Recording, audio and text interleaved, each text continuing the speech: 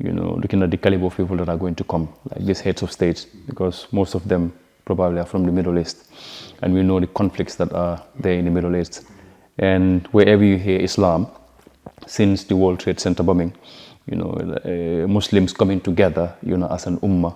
So these are words that trigger, some little bit of suspicion here and there. And we have all seen, assassination attempts and, suicide bombings here and there. So how prepared is Gambia, in terms of, this sensitive, VIPs coming into the country in terms of security?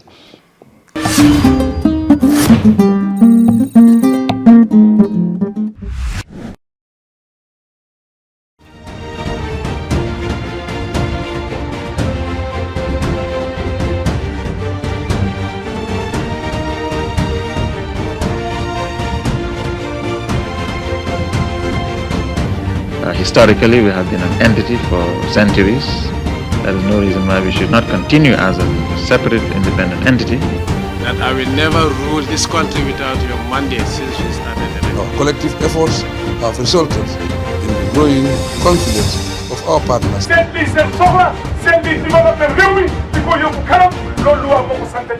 every individual would get what they want. Gambia and Senegal cannot afford to be at loggerheads. We live, we are one family. Let us sit down and talk and resolve our problems within. We don't want to be part of your foreign policy. We do not want you to use us. We want to be free.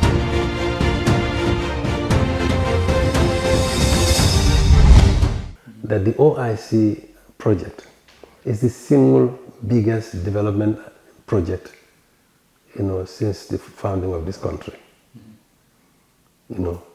It's a very ambitious program which embraces, monumental projects which will forever transform Gambia. So I believe we should stop having that tunnel view of the OIC. The meeting could be held even tomorrow, but the significance of the OIC itself should not be downplayed.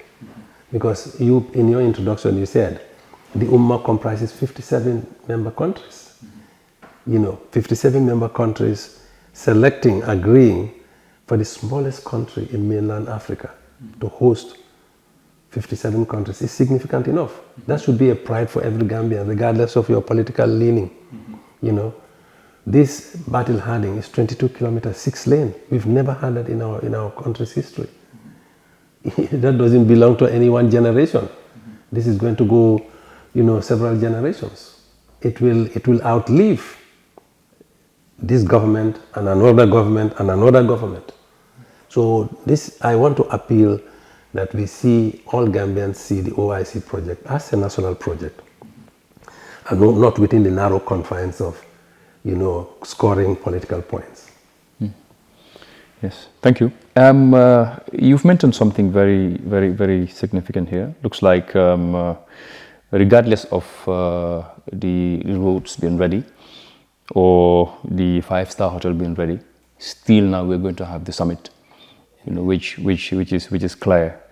And talking of the 57 member states, some of which are known, we're going to have a delegation that is at a level that when they travel, they would need maximum security.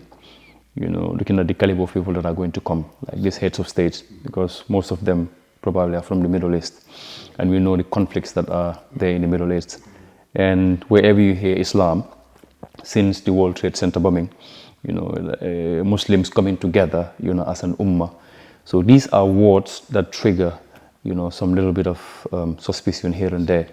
And we have all seen, assassination attempts and, suicide bombings here and there.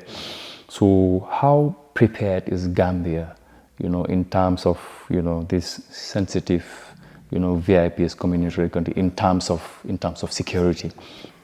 Thank you very much, Mr. Jeng. I think this is another very important question. I would hasten to say that regardless of all the infrastructural improvements we may have, because like you said, some of these people are coming from countries that are far more developed than Gambia. So concrete walls and beautiful roads and so on is nothing new to them.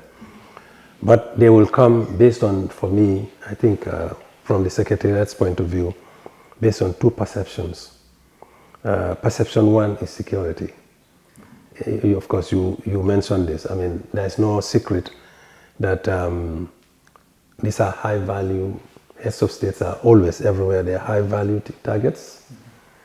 And if they must leave their countries and come to our country, we should ensure their security.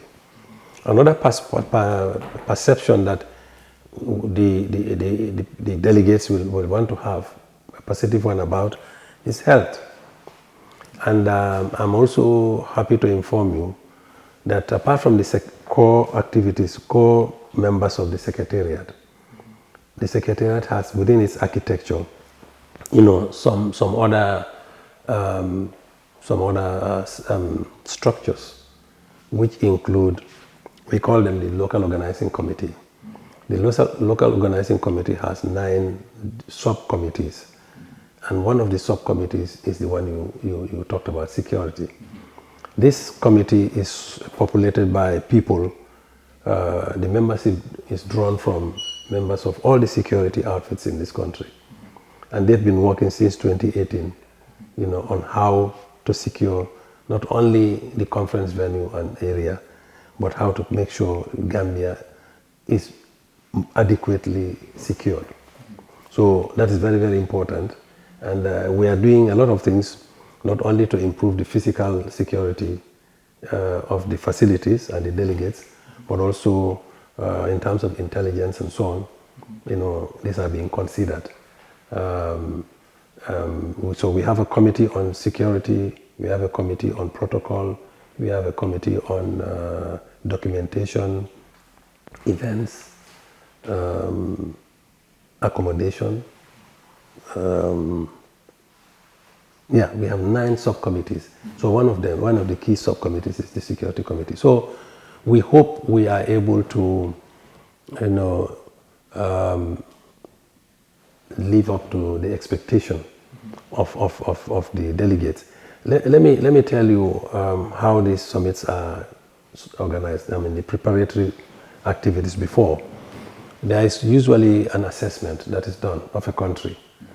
They call it the Organizational and Technical Assessment Mission. We had one from Saudi Arabia, and they came and then looked at, the overall state of preparedness. They were fairly satisfied. We had scored highly, and then which culminated in the signing of an MOU. The MOU indicated, some of the gaps that are still to be looked after. Security, it includes a lot of other things. So yes, we are very conscious of that, and we want to make sure that visitors can come here in safety, they can conduct their meetings in safety, and get back to their countries safely. One other thing that you've mentioned is accommodation. Right. With all these people coming in, with guns and security here and there.